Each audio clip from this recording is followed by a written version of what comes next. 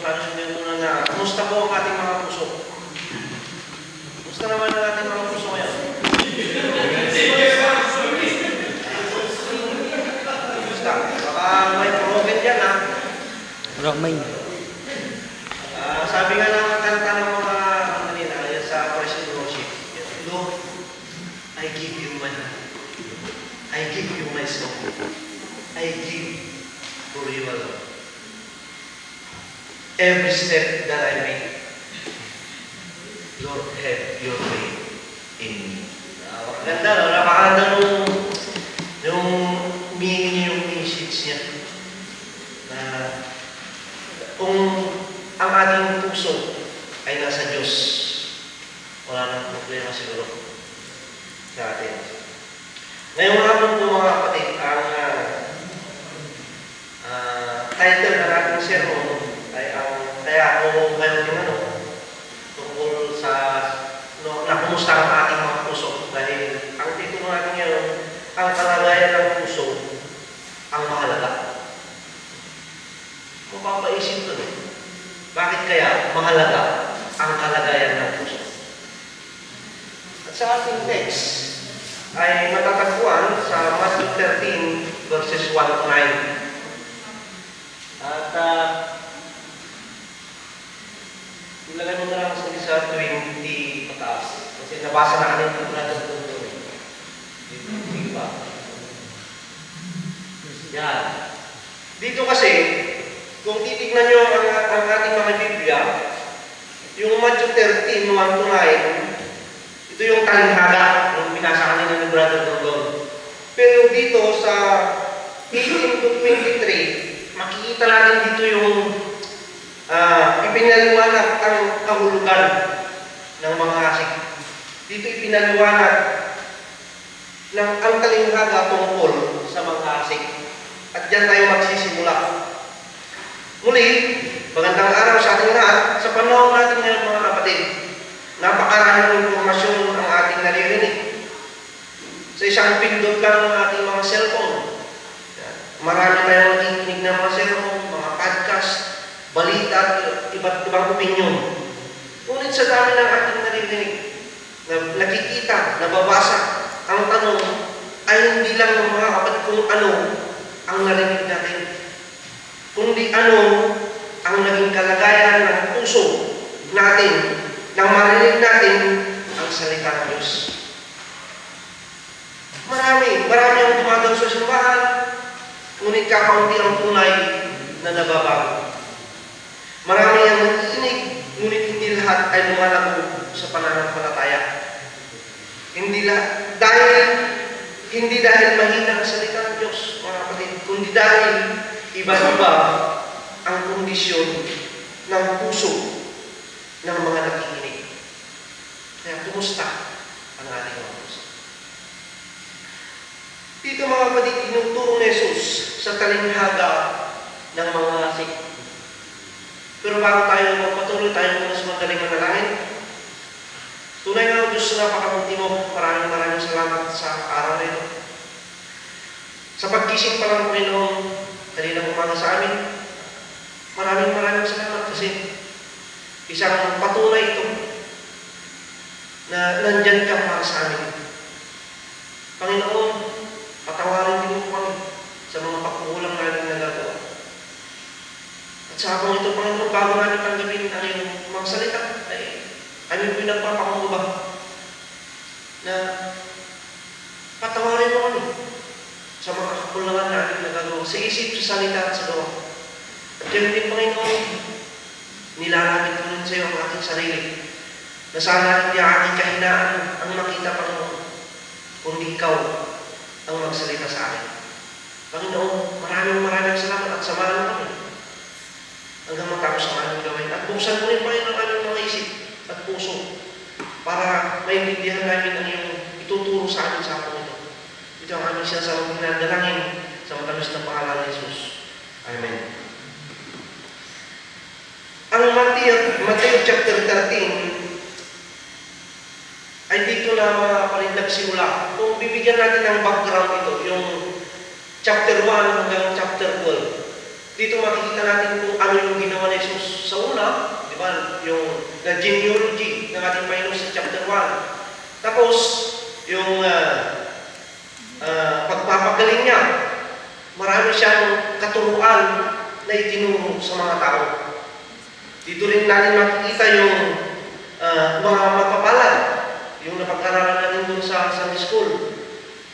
Di ba? Kaso lang, dito sa chapter 13, nag-iba na. Nag-iba na yung pamamaraan ng ating Panginoong Sus sa kanyang pagtuturo. Naging parable na yung kanyang pagtuturo sa mga tao. Alam niyo kung bakit? Kasi, ang mga tao kanyang tinuturuan, mga kapatid, di ba, yung pagtuturo niya nasa sinabi na niya yung katotohanan. Kaso lang, ayaw nilang tanggapin. Diba? Ayaw nilang tanggapin yung kanyang katuruan. Kaya yun ang ginawa ng ating Panginoon Jesus. Bumabalan na siya sa ibang mga tao. Kasi hindi nila pinapakinggan, hindi nila pinaniwalaan. Kaya sabi dito sa verse 1, noong ding araw na yun, si Jesus ay lumabas ng bahay at naupo sa tabi ng lawa. Ang ibig sabihin naman yung bahay, yung mga Israelita, aso lang, hindi nila pinapakinggan na. Matigas lang nila mga puso. Aso lang, pumunta na siya sa tabing lawa. Ang ibig sabihin yung lawa, yung dagat, yung mga non-Jews. Kaya doon na siya nagtuturo. Pero, ang pamamaraan niya ng pagtuturo, talinghaga na. Talinghaga na. At dito sa talinghaga, ang binhi ay ang salita ng Diyos. Tatanda natin yung binhi na tinutukoy dito sa talinghaga ay ang salita ng Diyos. At yung mga hasik naman ay ang Panginoon o tayo na naghahayag ng Ebanghelyo. At ang lupa ay kumakatawan naman sa iba't ibang kondisyon ng puso. Sa iba't ibang kondisyon ng puso. At dito mapapansin natin mga kapatid na pareho ang binhi. Ngunit iba-iba ang naging bunga. Hindi nagbago ang salita, ang naiiba ay ang puso. Kaya tingnan natin ang kalagayan ng puso ang mahalaga. At sa hapon ito mga kapatid, meron tayong 4 na puntos na ating pag-aaralan. Yung una, ang matigas na puso ay hindi tumatanggap ng salita. The hardened heart rejects God's word. May nahulog sa tabi ng daan. At basahin natin yung 18 to 19. Makinig kayo at unawain ang kahulugan ng talinghaga tungkol sa mga hasik. Kapag ang isang tao ay nakinig ng mensahe tungkol sa paghahari ng Diyos, ngunit hindi naman niya iyon inunawa, siya ay katulad ng biding na naglag sa daan. Dumarating ang masasama at agad inalis sa kanyang isip ang mensahe kanyang napakinggan. Sabi dito, ang may nahulog sa tabi ng daan. Ang daan, mga kapatid, ay matigas, palaging dinadaanan. Ang binhi ay hindi makapasok sa lupa. Yung naihagis na binhi, hindi makapenetrate doon sa lupa dahil matigas. Kaya, sa akin ito, bibigyan ko ng dadalhin ko kayo sa palayan. Siyempre, yung iba kasi hindi pumunta sa bukid. Sino nakaranas na pumunta sa bukid? Excited ka na. Kasi ganito yan eh. Bigyan natin para makita natin kung bakit naging matigas yung daan. Pag 10 hectares yung lupa mo, siyempre pag punta ka dun sa gitna, meron ka talagang daanan para makapunta doon. Dahil dadaan ka ng umaga, hapon, araw-araw, kaya tumitigas yung lupa. Tumitigas yung lupa. Yan, kaya kung napunta doon yung nayasik, hindi makapenetrate, hindi makapasok sa loob yung butil. Di ba? Kaya sa tagal siguro lang doon, sabi nga dito, tinutukan na ng ibon. At inilalayo. Sino yung ibon na yun? Ang kalaban. Kaya wala na sino yung butil. Pero binigyan natin ng halimbawa ng matigas na puso. Yung naalala mo sa Exodus 13, 7:13. Noong alam naman, kilala naman si Moses at si Aaron, di ba? Nung nagsasalita si Yahweh kay Moses at Aaron na kung anong gawin nila. At sinasabi rin ni Moses at Aaron kay Pero. Kaso lang si Pero matigas. Matigas ang kanyang puso. Hindi niya pinapakinggan. Yung sinasabi ng dalawa. Kaso lang dito sa Exodus 10, pinatigas na ng Diyos ang puso ng Pero. Yun yung isang napakahirap na mangyari sa isang puso ng tao na laging matigas. Pinatigas na lang ni Yahweh ang puso ni Pero. Ito yung tinatawag ng mga theologian na judicial blindness o blinding. Pinatigas na. Ito yung sinatawag na paghuhusga ng Diyos kung sa mga tao patuloy na tumatanggi sa Kanya. Kaya sabi natin kanina, dahil tinatanggihan nila si Jesus, bumalik na siya, pumunta na sa iba. At doon yung sinabi natin na nagsimula na siyang mangaraw ng kalinghaga. Dahil inililihim na sa akin, wala nang silbi. Dahil nakita na nila yung ginagawa niya, pagpapagaling, tinatanggihan pa rin nila. Kaya dito, bumaling na ang ating Panginoon Jesus. At kanino bumaling ang ating Panginoon Jesus? Walang iba kundi sa atin. Yung mga hindi Hudyo. Kaya sila tumatanggi at ito rin ay nagpapakita ng awa mula sa Panginoon doon sa mga taong naging matigas na ang puso. Bakit? Kung basahin natin sa Matthew 13:12, sabi dito, sapagkat ang mayroon ay bibigyan pa at lalong magkakaroon, ngunit ang wala, kahit ang kakaunting nasa kanya, ay kukunin pa. Dito sinasabi ng Biblia na doon sa mga naniniwala, ay lalo pang tatanggap ng katotohanan tungkol sa ating Panginoon. Ngunit ang mga taong patuloy na tumatanggi doon sa kanyang mga salita, ay lalo pang silang mabubulan. Diba? Napaka-kung ganun ang magiging kalagayan ng puso. Mahirap kung ang puso natin ay tulad ng pusong bato. Dapat hindi ganun katigas ang ating mga puso. Napakahirap, mga kapatid. Kaya sa ating mga buhay, kapatid, walang mali. Dapat walang duplikata na buhay ng isang mananampalataya. Na paglinggo, okay. Ganda. Praise the Lord. Pero pag lumabas ka, nandun ka pa rin sa dati. Hindi mo ganun. Walang duplikarang buhay. Makikita natin dito yung pag-ibig, yung faithfulness ng Diyos sa sanlibutan, mga kapatid. Kasi nung naghati siya ng binhi, yung manghasik, hindi siya namili ng inasikan. Dito lang ako sa malusog na lupa. Hindi niya ginawa yun. Hindi lang siya doon nagkasik. Dahil ang Panginoon, mga kapatid, ay hindi tumatanggi. Basahin natin sa Gawa 10:34. 5. Okay. Gawa 10:34-35. Ganito ang sinasabi. At nagsalita si Pedro, ngayon ko lubusang naunawaan na walang itinatangi ang Diyos. Nalulugod siya sa sino mang may takot sa Kanya at gumagawa ng matuwid kahit taga saan mang bansa.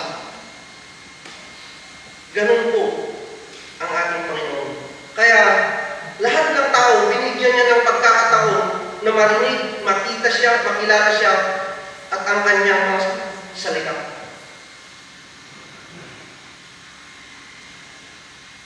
Sabi ko kasi in Peter 3:9, ang Diyos ay hindi nagpapabaya sa kanyang mga pangako. Kaya, gaya ng inakala ng ilan, sa halip, nagbibigay siya ng pagkakataon sa lahat sapagkat hindi niya nais na mapahamak, kundi hindi ang lahat ay makapagsisi at tumalikod sa kasalanan. Tumalikod sa kasalanan. Mga kapatid, ito po yung mga pusong sarado sa Diyos. Puno ng pride, dahil yung mga matitigas na puso, naniniwalang sapat na ang sariling karunungan, ayaw nang magbago dahil matigas na. Kalyo-kalyo na yung puso. Hindi na makapinig rin yung salita ng Diyos. Kapag narinig ang salita, alam ko na yan. Yan. Hindi para sa akin yan. Busy ako. Yung mga rason, di ba? Kung minsan natin. At bago pa ito makapasok, inaagaw na ng kaaway. Yun yung mahirap mga kapatid. Sabi na, tinutukan na ng ibon. Nilalayo ka na doon sa lupa. At ang theological truth dito, hindi kulang ang kapangyarihan ng salita. Hindi kulang ang kapangyarihan ng salita. Ang problema ay ang pusong tumatangging tanggapin ito. Nakakita na ba kayo ng mga tao na yung isishare mo yung salita ng Diyos? Oops! Oops! Para kang sino? Alam ko na yan. Yung mga ganun, ang hirap pasukan. Di ba? Ang hirap pasukan. Pero sa Christian, tulad na natin, iyasin ko pa rin. Diyos na umahala doon. At sa ating application, may maraming tao ang mas naniniwala na sa social media kasi sa Biblia. Naniniwala pa kayo. Kahapon, yung mga karyan, ganito yung topic namin. Mas bukas na sa opinion mga influencers kaysa sa Diyos. Ina-idol na nila yung ibang tao. Mas interesado na sa entertainment kaysa sa katotohanan. Diba? Imbes na makinig, magsimba, kung ano, saan-saan na lang pumunta, doon kasi masaya eh. Diba? Ganyan na yung mga tao. Kaya sa ating mga sarili, mga kapatid, tanongin natin, may bahagi ba ng puso natin na naging matigas na? Tayo mismo pang sasagot niya, mga kapatid.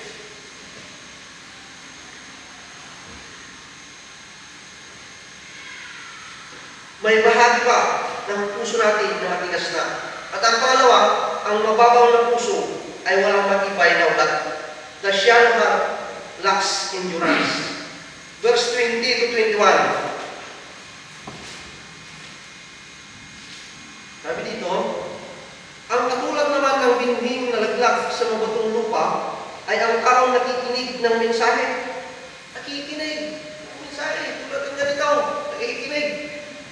Kaagad at sayang. Ang katulad naman ng binhing na laglag sa mabatong lupa ay taong nakikinig ng mensahe na kaagad at kaagad at masayang tumanggap nito. 21. Ngunit hindi tumimo ang mensahe sa kanyang puso. Sandali lamang itong nanatili at pagdating ng mga kapighatian at pagsubok dahil sa mensahe, agad siyang tumalikod sa kanyang pananampalataya. Tumalikod. Ito yung mga batong, yung mga binhing nahulog sa mga batong lupa. Mabilis tumubo. Sabi dito, mabilis tumubo, mukhang maganda, mukhang buhay, pero wala yung ugat. Kung bibigyan natin ng halimbawa ko, ako napatunayan ko mismo yan eh. Dahil ibinigay sa akin ng pastor. Sinubukan ko ugat. Talagang personal ko sinubukan. Nagagarding ako sa akin eh. Then alam ko yung mga may mga patong-patong damo. Ngayong araw. Tinatanggol akong galing. Makita mo talaga dahil hindi na malalim yung ugat.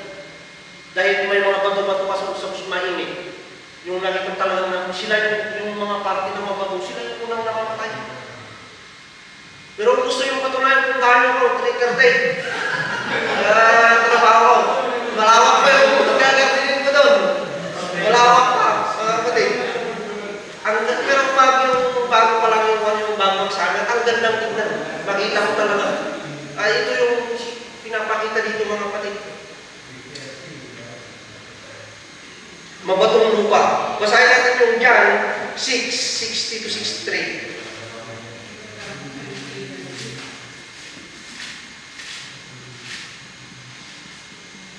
Maganda sana kung nagbubulat din kayo. John 6:60 to 63, sabi dito, narinig ito ng kanyang mga alagad, at marami sa kanila ang nagsabi, mabigat ang pananalita ito. Sino ang makatatanggap nito? Kahit walang nagsabi kay Jesus, alam niya na nagbulong-bulungan ang kanyang mga alagad tungkol dito. Kaya sinabi niya, dahil ba ito'y tatalikuran na ninyo ako? Gaano pa kaya kung makita ninyo umakyat ang anak ng tao papunta sa dati niyang kinaroonan?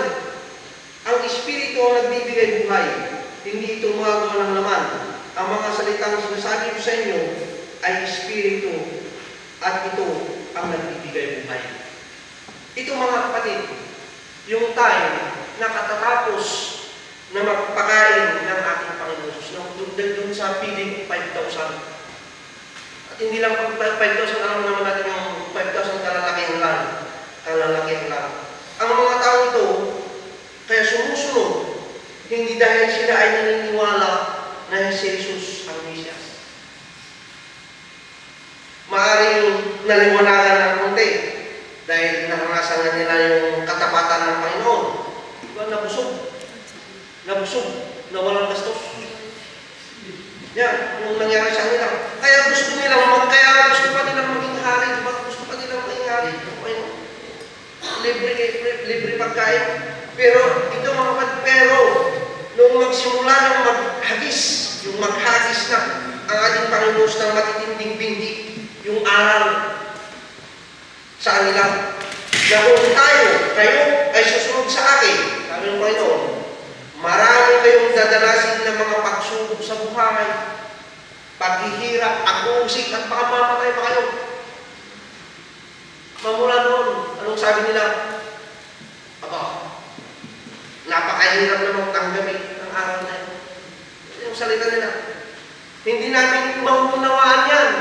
Hindi namin maunawaan. Kung ayaw lang talaga nilang tanggapin yung katuruan. Tumalikod na sila at lumayo sa ating Panginoon Jesus. Ito yung mga taong naliwanagan sa isip, mga kapatid. Nakita nila yung kanilang kalagayan at naranasan din nila yung pag-ibig na galing sa Diyos, ngunit hindi sila tumagal dahil mababaw yung ugat. Dahil sila ay nakatanim sa mabatong lupa. Sa tingin natin mga kapatid, yung mga ganitong klaseng tao, ligtas ba?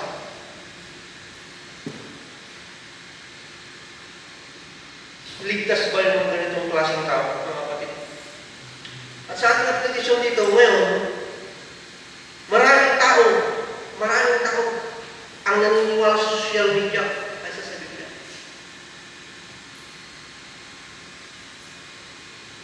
Mas bukas sa opinion namin. Dito na pala tayo. Sa theological truth dito mga kapatid, kaya nang dumating ang init ng araw na tuyo, yung mga pinig, mabilis na tinanggap, naliwanagan sila, parang tunay sa simula. Maraming ganyan na tao. Nandito sa first row, second row, third row, hindi mo na makita. Diba? May ganyan. Kasi mababaw yung ugat. Kasi alam naman natin mga kapatid na ang buhay Kristiyano ay individual process yan. Alam naman natin. Individual process ang buhay Kristiyano. Marami talaga tayong mararanasan. Pero yung mababaw ang ugat, kahit simple lang yung problema, may posibilidad, napakalaki yung posibilidad na magmumulog ka. Kaya kung minsan, marami rin ako mga kaibigan, yung mga kaibigan ko dati, lagi pa rin yung niyayaya pag nakakita ko sa labas. Bro, siya ko na tayo, yung mga dating gawin. Pero mga kapatid, sa kulang kung mababaw siguro yung ugat, sasama ko. Tulad ng si Brother GB, yan, siyang patutunan yan sa buhay. talagang nagyayaya sa kanya, pero hindi na siya sumasama. Dahil yung ugat, talagang palalim na ng palalim. Yan yung mga, pero yung mababaw na lang sa mabato, talagang marupok yung ugat, madaling matangay. Kaya mga kapatid, ang tunay na pananampalataya ay hindi nasusukat sa emosyon, kundi sa pagtsatsaga. Hindi sapat ang spiritual excitement, mga kapatid. Kailangan ng spiritual roots. Kaya sa ating aplikasyon, maraming Kristiyano ngayon ang inspired. Kung may mga gawain ng mga retreat, maraming pupunta. Yung tulad ng pagkaralan natin gano'n na, pag sinabi ko, may pupunta tayo, maraming pupunta dyan. Ngunit pag may problema, mga kapatid, nawawala na sila.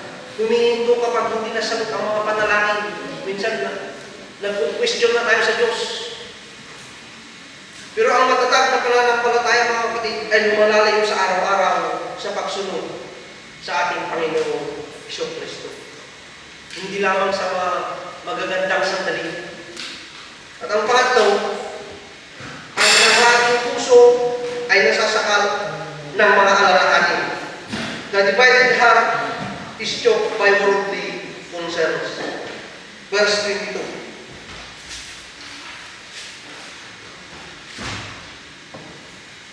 Ang binhi namang nahulog sa may matitinig na halaman ay ang mga taong nakikinig ng mensahe, ngunit dahil sa pagkabalisa sa maraming mga bagay at pagkahumiling sa kayamanan, nawawalan ng uwang sa kanilang puso ang mensahe at hindi ito nagkakaroon ng bunga. Ito naman yung mga binhi na nahulog sa tinikan. Tumubo ang laman, pero hindi ito namunga. Hindi ito namatay. Hindi rin ito naging kapaki-pakinabang. Sinasakal ito ng mga tinig. Ngayon, dadalhin ko na naman kayo sa palayan. Dahil naranasan ko yung sumuntay, pag ganyan nakalagay yung mga palay, pag hinahayaan mo, maraming tumutubo yan na iba't ibang klase. At yung natsutsuk na yung palay, hindi maka-grow. Kaya kahit sinasabuyan mo ng abono, sumasama rin sila. Sumasama rin sila ng lumaki. Kaya hindi makapamunga, sayang lang. Yung tanim mo pag ganun, sayang lang, mga kapatid. At ito, yung mga tinig ay yung mga alalahanin sa buhay, yung sinabi natin kay Jesus. Panlilin lang ng kayamanan at mga bagay na inuuper ng sanlibutan. Sa ating theological truth dito, mga kapatid, hindi lahat ng pumapatay sa paglago ng pananampalataya ay kasalanan. Minsan, ito ay sobrang pagkaabala. Minsan rin, ito ay sobrang trabaho. Minsan, ito ay sobrang paghabol sa pera. Pero ang problema kasi mga kapatid kung minsan, kapag ang mga ito ay naging sentro ng puso natin, doon nagkakaroon na ng problema. Doon nagkakaroon ang problema. Sabi nga ng ating Panginoon Jesus sa Matthew 6:24, you cannot serve two gods. Hindi tayo pwedeng mag-serve ng dalawang Diyos. God or Mammon. Yung Mammon yung naibibigay ng mundo. Hindi yung Mammon na tinapay. Yung Mammon yung naibibigay ng mundo. Dapat meron kang pipiliin sa dalawang ito. At sa ating panahon ngayon, busy tayo, busy. Maraming taong busy, mga kapatid. Maraming, dahil napakaraming responsibilities. Tulad ng mga lalaki, yung napag-usapan namin kahapon, napakaraming responsibilidad. Maraming distraction sa ating mga buhay ngayon. Hindi kasalanan na magkaroon ng trabaho, hindi kasalanan na magkaroon ng negosyo. Ngunit kapag wala ng panahon para sa Diyos, sinasakal na tayo ng mga tinig. Yun yung sinasabi ng ating Panginoon Jesus na tinig. Yung mga alalahanin sa buhay. Kaya ito yung dahilan, kaya hindi tayo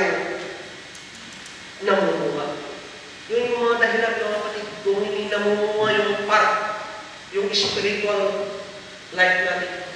Kasi nakapokus tayo minsan dito sa na ibibigay ng mundo.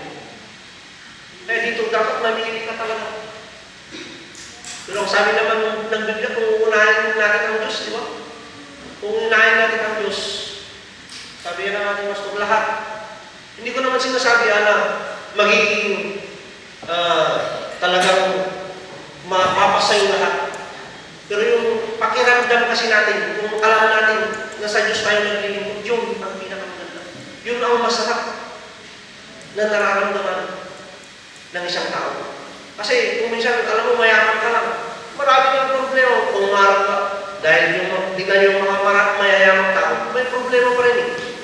Kung yun, sana ang dahilan bakit? Diba? Normal nga ng buhay mo, napakayaman ka, parehas na yan, ang importante, alam mo kung kanino ka naglilingkod. Amen? Sa Diyos. Dapat yun ang dapat natin unahin, mga kapatid. Sa Diyos, tayo una maglingkod. 1 John 2, 15-16. 1 John 2, 15-16. Sabi dito, huwag ninyong ibigin ang sanlibutan o ang mga bagay na nasa sanlibutan. Ang umibig sa sanlibutan ay hindi umiibig sa Ama. Ang lahat ng nasa sanlibutan, ang pagnanasa ng laman, ang pagnanasa ng mga mata, at ang mga pagmamalaki sa buhay, na ito ay hindi nagmumula sa Ama, kundi sa sanlibutan. Napakaliwanag mga kapatid, na inumuma natin ang sanlibutan. Alam nyo na kung saan tayo pupunta. Alam na natin kung saan tayo pupunta. At yung pangulit,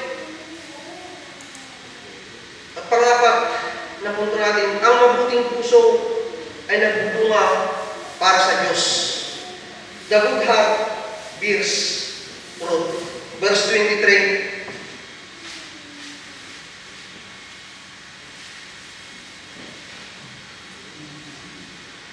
At ang katulad naman ng binhing nasik sa matabang lupa, at ang mga taong dumidinig at umuunawang mabuti sa mensahe. Kaya ito ay namunga ng sagana, may tig 100, may tig 60, at may tig 30. Yun po mga, ito yung mga nahulog sa mabuting lupa. Ang tanong dito na dapat natin makita, ano pinagkaiba doon sa tatlo kaysa dito sa pangapat? Ano yung nakita natin doon? Pwedeng sumagot. Baka hindi nyo nasundan ulit ikaw.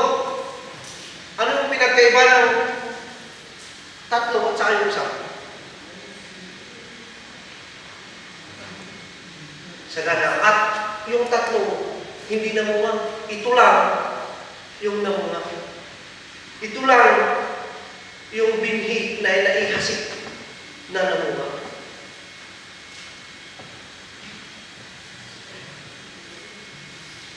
Dadalhin na naman ito sa palayan. Kasi, parang step by step ito kasi ang nangyari. Ang isang magsasaka, bago mo ang nakita ko sa probinsya, bago nila hasikan ang bini yung lupa, nililinis.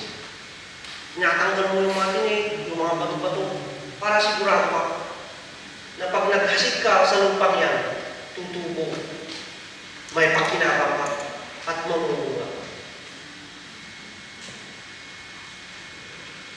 Malinis na yung lupa mga kapatid. Ito yung mga taong nahasikan ng binhi. Nakita nila na sila ay makasalanan. Nakita nila na sila ay makasalanan, na nangangailangan ng forgiveness and repentance. At nangangailangan ng tagapagligtas. Tatandaan natin yung mga kapatid, kapag nalampasan na natin yan, pagkatapos niyan mga kapatid, yan na magkakaroon ng bunga. Yan na magkakaroon ng bunga. Pareho ang binhi, pareho ang mga asik, ngunit iba ang puso. Ang mabuting lupa ay yung mga taong nakikinig nakikinig, inuunawa, tinatanggap, isinasabuhay ang salita ng Diyos. Sila po yung namumunga. Mga kapatid, inuunawa ba natin o baliwala lang yung mga napapakinggan natin ng mga salita ng Diyos sa ating mga buhay? Yung mga nababasa natin, naririnig natin. Ang theological truth dito mga kapatid, ang tunay na ebidensya ng pagbabago ay bunga.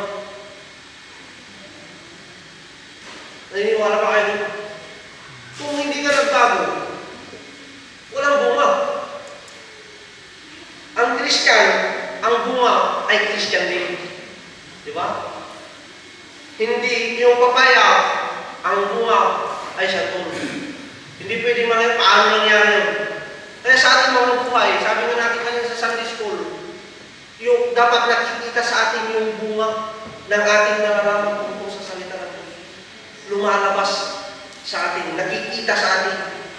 Minsan hindi sapat ang kaalaman, hindi sapat ang attendance, hindi sapat ang ministry. Ang tanong mga kapatid, may bunga ba ang ating mga buhay? May bunga ba ang ating mga buhay? At dito yung makita sa bunga, yung pag-ibig.